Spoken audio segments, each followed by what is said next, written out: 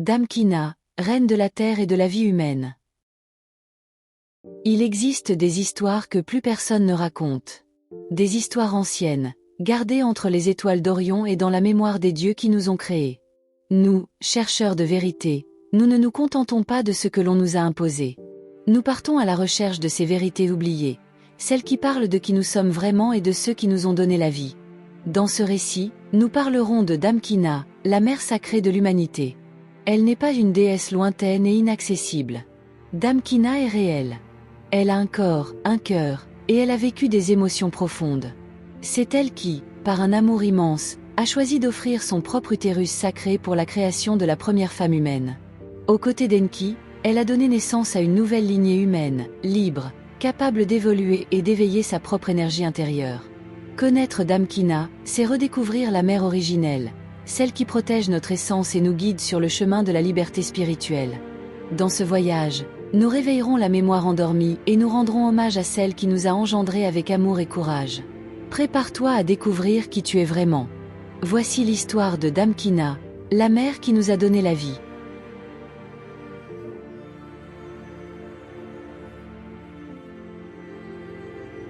Damkina, également connue sous le nom de Dangalnuna, est une déesse sumérienne originaire de la ville d'Eridu. Elle est l'épouse d'Enki, le dieu de la sagesse, et, tout comme lui, elle règne sur l'Abzu, l'océan souterrain d'eau douce qui est la source de tous les cours d'eau du monde, ainsi que le symbole de la sagesse, de la connaissance et de la magie. Damkina est une figure centrale dans le panthéon sumérien, portant de nombreux titres et attributs qui reflètent sa nature complexe. Elle est appelée maman, Ama, et maîtresse de l'Abzu, Ninta Abzu en sumérien, ainsi que vache fidèle et vache sauvage, symbole de sa force et de sa puissance. Dans le contexte mythologique, Damkina possède également un aspect guerrier. Dans la lamentation sur la destruction de Sumer et d'Or, elle est décrite comme une déesse armée d'un poignard et d'une épée. Sa force guerrière est aussi mise en avant dans les hymnes acadiens, où elle est appelée l'épouse guerrière d'Eya, Enki en acadien. Damkina est une déesse de grande sagesse, experte parmi les Igigi, les jeunes dieux. Elle est aussi célébrée comme la première-née et l'accoucheuse des grands dieux, soulignant son rôle central dans la création et le cycle divin. À l'époque babylonienne, Damkina apparaît dans l'épopée de Gilgamesh, où elle est la mère de Marduk, le dieu qui devient le roi des dieux et fondateur des civilisations babyloniennes. Son nom, Damkina, en acadien signifie épouse du ciel et de la terre. Elle est également connue sous d'autres noms tels que Gaanki, signifiant dame de la terre en M.Sal, la langue des femmes, et Nainki, l'identifiant comme dame de la terre, épouse d'Enki. Damkina joue également un rôle important dans les rituels de purification et d'exorcisme, où elle est invoquée en tant que reine de l'Abzu. Sa divinité est honorée dans de nombreux temples et centres de culte, notamment à Eridu, Laga et Uma, avec des temples lui étant dédiés à Nippur et Hadad. Damkina est une déesse qui incarne la puissance de la terre et des eaux, la sagesse, la purification et la défense de son domaine, avec un côté guerrier qui se manifeste lorsque ces terres sont menacées. Damkina est représentée comme une déesse d'une beauté lumineuse et pure. Sa peau est claire, douce et lisse, reflétant une lumière naturelle qui apaise le cœur. Ses longs cheveux blonds tombent en boucles souples jusqu'à sa taille, brillant comme l'or sous le soleil. Ses yeux sont d'un bleu profond, remplis d'une sagesse ancienne et d'un amour immense pour l'humanité et la vie. Elle porte une longue robe fluide, aux teintes bleues et violet, symbole du monde spirituel et de la protection. Sa tenue est ornée de broderies dorées et de symboles anciens liés à la fertilité, à la vie et à la force créatrice. Autour de sa taille, une ceinture d'or montre sa royauté en tant que reine des dieux. À ses côtés se tient toujours un lion, et elle est associée à la constellation de la Petite Ourse, symbole de sa force, de sa protection maternelle et de son courage. Cet animal sacré représente aussi son rôle de gardienne de la lignée humaine, celle qui guide les femmes sur le chemin de la force intérieure. Mais de même manière elle aime particulièrement la chouette, les corbeaux, les faucons et les félins. Et le bouleau est son arbre de sagesse et de guérison. Même si aujourd'hui elle ne peut pas être évoquée comme d'autres dieux, cela ne signifie pas qu'elle est absente. Elle continue de veiller sur nous, d'agir pour la libération de l'humanité, et de soutenir l'œuvre d'Enki dans ce monde dominé par l'envahisseur Anu. Son amour immense reste un pilier pour ceux qui avancent sur le chemin de la connaissance et de la liberté. Elle est un exemple de force féminine qui n'abandonne jamais. Damkina continue son combat silencieux, et nous ressentons encore aujourd'hui sa présence dans nos cœurs, même si nous ne pouvons pas l'appeler comme les autres dieux. Rune de Damkina. Damkina, dans son immense sagesse, est liée à 2 runes sacrées qui reflètent son esprit et sa mission. Wunjo, c'est la rune de la joie, de l'accomplissement et de l'harmonie. Elle représente l'amour immense que Damkina offre à ses enfants et la paix qui arrive après avoir traversé les épreuves. C'est la lumière qui guide vers le bonheur intérieur et vers la liberté. Pertro, c'est la rune du mystère et du destin. Elle parle des vérités cachées que seuls ceux qui sont prêts peuvent comprendre. C'est la rune de la renaissance, des secrets initiatiques et des transformations guidées par la sagesse féminine de Damkina. Avec Pertro, Damkina nous rappelle que rien n'est laissé au hasard et que chaque événement a un sens dans le grand dessein de la vie. Damkina et la création de l'humanité. Après de nombreuses tentatives et expériences, Enki observa l'Homo erectus, l'être primitif vivant sur Terre.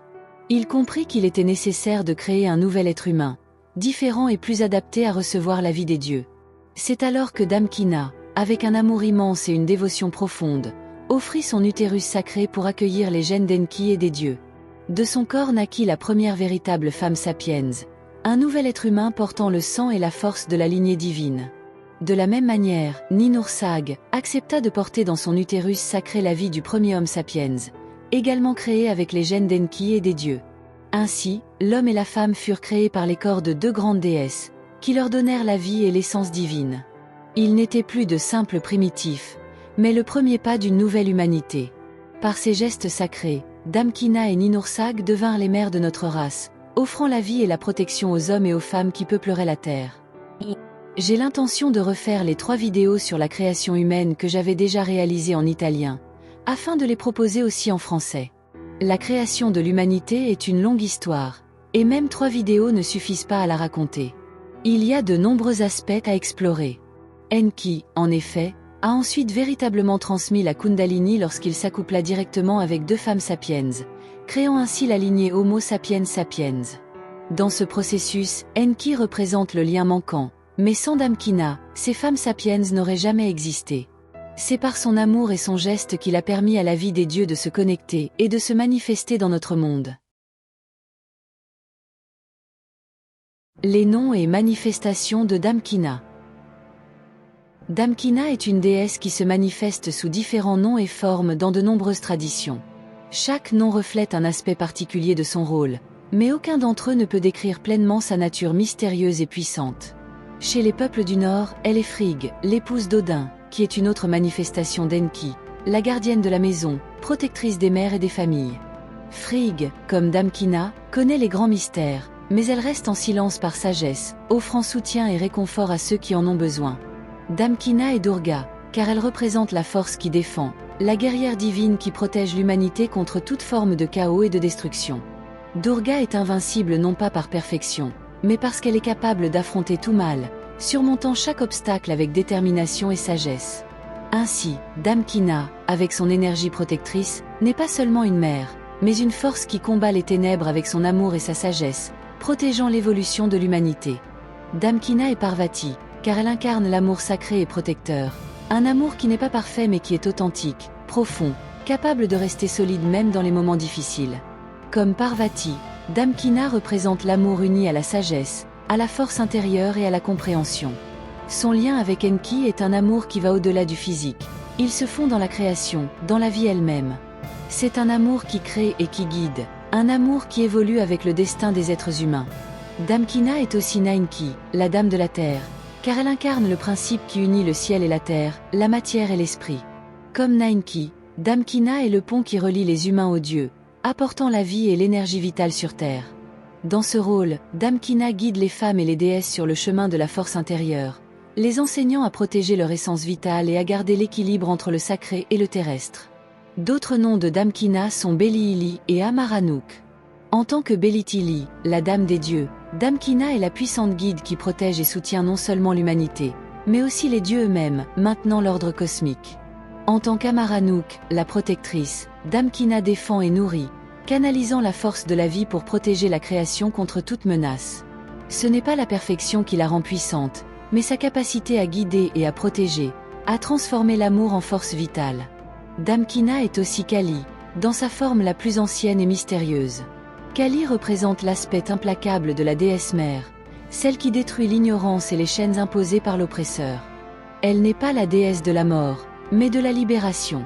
Comme Kali, Damkina agit dans les mondes subtils, détruisant les illusions et ouvrant la voie à la vérité. Son énergie est celle qui libère l'être humain de la prison d'Anu, purifiant et renouvelant l'âme pour la conduire vers l'immortalité promise par Enki. Même si aujourd'hui nous ne pouvons pas l'appeler comme les autres dieux, cela ne signifie pas qu'elle est absente. Damkina continue de veiller sur nous, de soutenir notre combat pour la liberté et de collaborer avec Enki dans la grande œuvre de la libération humaine. Son amour immense est encore une lumière pour ceux qui marchent sur le chemin de la connaissance et de la force intérieure. Son combat, silencieux et puissant, ne s'est jamais arrêté, et ceux qui ouvrent leur cœur à son appel ressentent encore aujourd'hui sa présence protectrice et vivante. Anu, le destructeur, ne supporte pas les femmes puissantes, libres, éveillées. Alors il a pris le nom de Damkina dans les anciens récits, et l'a transformé. Il a changé son image douce et puissante en celle d'un démon, pour que l'humanité la craigne et l'oublie. C'est ainsi que Damkina est devenue Lilith dans les textes déformés. Mais en vérité, elle n'a jamais été un démon. Elle était, et elle est toujours, la grande mère étoilée, la reine du ciel, la protectrice des femmes et des enfants, celle qui s'est toujours battue aux côtés de son époux pour défendre la vie contre les forces de destruction. Redonnons-lui son vrai nom. Rendons-lui son honneur. Lilith n'est pas un monstre. Elle est Damkina, une déesse Anunnaki, une guerrière sacrée, une mère éternelle.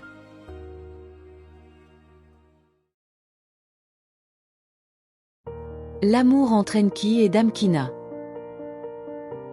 Le lien entre Enki et Damkina est l'un des amours les plus profonds et significatifs dans l'enkisme.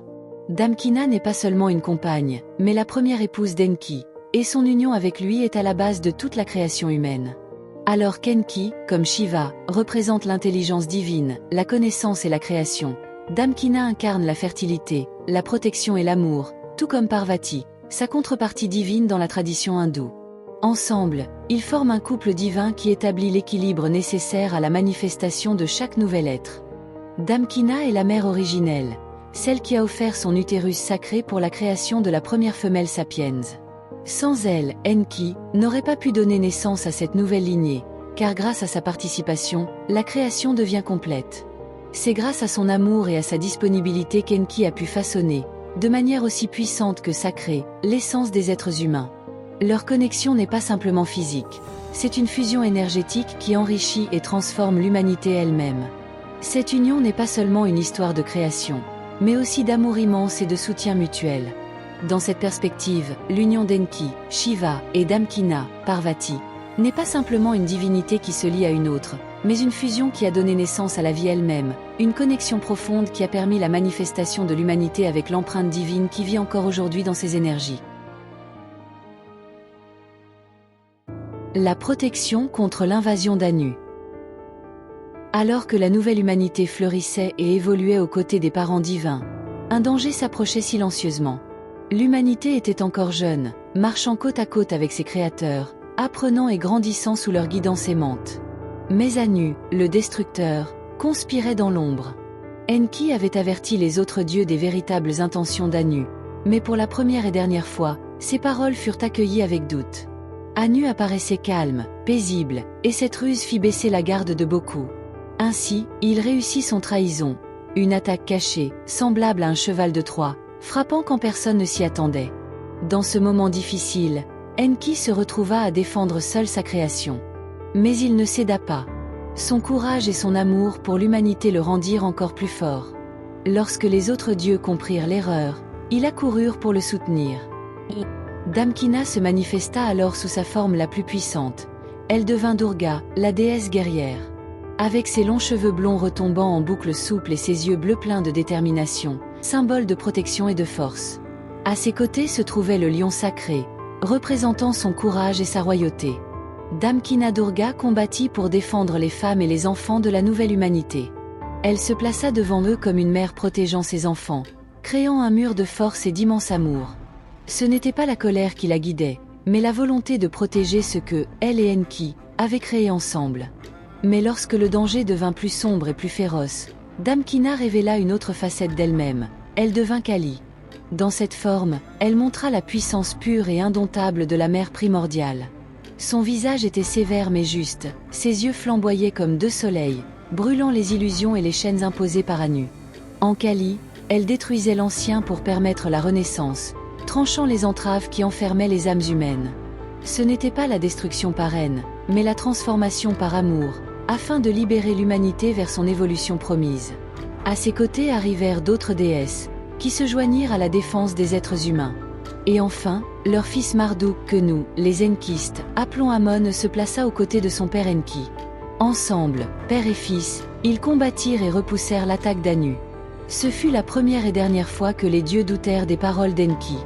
Depuis lors, leur confiance en lui est restée inébranlable. Et l'humanité, malgré l'invasion extraterrestre d'Anu, fut protégée, libre de continuer à vivre aux côtés des dieux. Damkina et son fils Amon. Damkina, en tant que déesse protectrice, incarna une sagesse et une force infinie, qui se manifestèrent à travers son union avec Enki. Ensemble, ils eurent un fils, Marduk, qui devint plus tard un défenseur de l'humanité. Cependant, pour les Enkistes, il est connu sous un autre nom, Amon. Amon, héritier de la sagesse et de la puissance de ses parents divins, incarna la lumière et la justice. Il prit la relève de son père Enki dans la défense de l'humanité contre les forces maléfiques, notamment celle d'Anu. Il était le champion des innocents et un protecteur de la terre et de la vie. Le lien entre Damkina et Amon est celui d'une mère nourrissant son fils avec les énergies sacrées de la protection et de la sagesse. Damkina, bien qu'ayant joué un rôle primordial en tant que déesse guerrière sous l'apparence de Durga, transmit à Amon sa capacité à se battre contre l'injustice, à défendre les faibles et à apporter l'équilibre nécessaire pour préserver l'humanité. Amon, soutenu par sa mère et son père, incarna l'idée même de la protection divine. Il était celui qui, guidé par l'amour et la force de Damkina, se battait pour garantir l'évolution de l'humanité et la sauvegarde des créatures de la terre. Grâce à ce lien sacré, Amon fut non seulement un héritier de l'héritage de ses parents mais aussi un véritable défenseur de la lumière dans un monde parfois envahi par les ténèbres. Damkina, bien qu'elle ne puisse être invoquée dans l'enkisme, reste une figure fondamentale pour nous. Son essence et son énergie protectrice continuent de travailler en coulisses, influençant notre évolution et notre lutte pour la libération. Sa force, son amour et sa sagesse sont toujours présents, même si nous ne pouvons pas l'appeler directement. Son lien avec Enki et la création de notre lignée ne s'est jamais interrompu, et sa mission de protection et de guidance reste vivante dans chaque action que nous entreprenons sur notre chemin vers la liberté. Damkina continue de protéger et de défendre l'humanité contre les forces obscures, nous aidant à affronter les défis de l'ère moderne. Son influence se manifeste à travers l'amour, la force intérieure et la protection qui nous guident chaque jour dans notre lutte contre les forces d'Anu, pour nous libérer de la matrice qui nous emprisonne. Bien que nous ne puissions pas l'invoquer, nous savons que son esprit et son amour sont toujours avec nous, et que son travail pour la libération de l'humanité continue à travers chaque geste, chaque acte de résistance, et chaque pas que nous faisons vers la liberté. Damkina est toujours avec nous, et son amour est la force qui nous guide dans cette longue bataille. Chers chercheurs de la vérité, alors que nous concluons ce voyage à travers la création de l'humanité et le lien sacré qui unit Enki, Damkina et les autres dieux, rappelons-nous que leur amour pour nous n'a jamais cessé d'exister. Malgré les difficultés et les ombres qui nous entourent, nous sommes toujours sous leur protection et leur guidance. Chaque pas que nous faisons vers notre libération est éclairé par la lumière d'Enki, et chaque bataille que nous affrontons est soutenue par la force de Damkina. Nous ne pouvons pas toujours les voir avec nos yeux physiques, mais nous les ressentons dans notre cœur, dans nos actions et dans notre esprit. L'amour qu'ils ont pour nous est immense, et notre évolution est le résultat de leur soutien constant. Si cette vidéo vous a été utile, je vous invite à vous abonner à la chaîne, à laisser un commentaire et à activer la cloche pour ne pas manquer les prochains contenus. Partageons ensemble la connaissance et la lumière que nous apportent les dieux. Ô Enki, créateur de nos vies, en toi nous trouvons la sagesse, la force et la liberté pour avancer. Damkina, mère et protectrice, qui nous défend par ton amour. Sous ton regard, nous fleurissons et grandissons chaque jour. Les dieux qui nous guident sur notre chemin, qui nous protègent des ténèbres et nous montrent la lumière. Nous vous louons, nous vous honorons et nous vous remercions. Car votre amour et votre sagesse sont notre force. Que votre lumière illumine notre chemin. Que votre protection nous guide vers la liberté. Que la Kundalini en nous se réveille, nous menant à la conscience, à la force et à la sagesse qui nous appartiennent. Soyez forts, mes enfants, car votre lumière est ma lumière, et votre liberté est notre destin. N'ayez pas peur, car le chemin est difficile, mais vous êtes destinés à le surmonter. Nous sommes avec vous, toujours.